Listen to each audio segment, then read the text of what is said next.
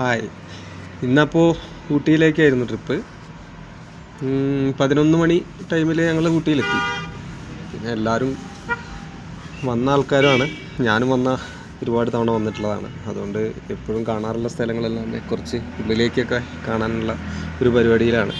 ആദ്യം താമസിക്കാനുള്ള ഒരു ചെറിയ ബഡ്ജറ്റിലുള്ള റൂം നമ്മൾ അറേഞ്ച് ചെയ്തു. ബാക്കി വിശേഷങ്ങളൊക്കെ അടുത്ത വീഡിയോയിൽ വരാം. Okay, thank you.